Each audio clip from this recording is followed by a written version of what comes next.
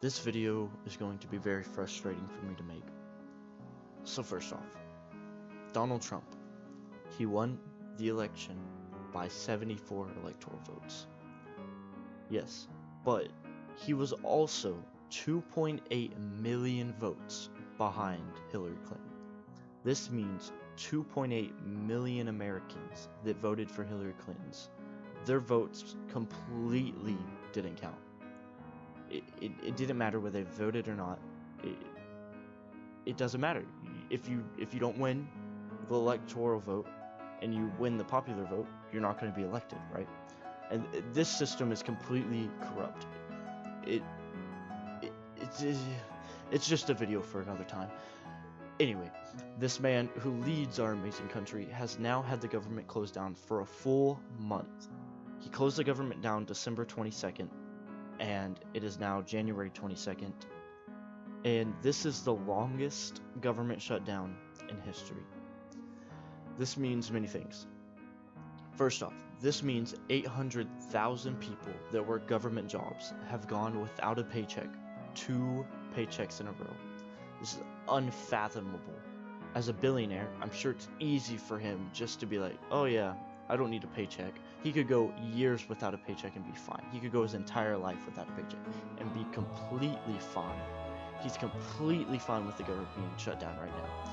But imagine being one of the people who work paycheck to paycheck to feed their families, and they're being told that they have to work and they're not going to get paid for it. And if they don't work, they're most likely going to get fired. And I've had debates where people will say, well, why don't they just go find another non-government job? Yeah, that's real easy to say until you think some of these people have no experience in anything but the current job they're doing. If they try to find another job, they will most likely not make ends meet. They'll go get a job at McDonald's or somewhere that doesn't require much, and they'll make $10, $12 an hour. That's not enough to feed a family of 4 and support them. That's depressing. A man worth $3.1 billion just doesn't care. It's easy for him not to care. And he's reportedly asking for $5.8 billion. That is what he said, right? Well, yes, but also an internal report by the Department of Homeland Security said that it could cost about $21 billion. And that's not including maintenance. They say for maintenance it would cost an estimated $150 million a year. And at the time of recording, the US is almost in $22 trillion of debt. This would only dramatically increase with Trump building this so-called wall. Jorge Ramos said, "It is a completely absurd idea. Why would you want to build a 1,900-mile wall between Mexico and the United States if almost 40% of all immigrants come by plane and they overstay their visas?"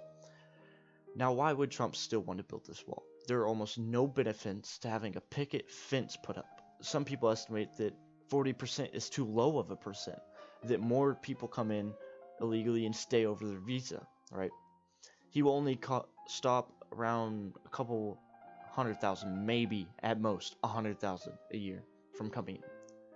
He's going to make thousands of people go without a paycheck just to keep a couple thousand immigrants out. Clearly, I might be missing the point of the wall. Maybe this man is just retarded. But 52% of people who voted for Trump plan to vote against him in the upcoming election in 2020. So maybe I'm not the only one that sees behind his absurd goals for the US.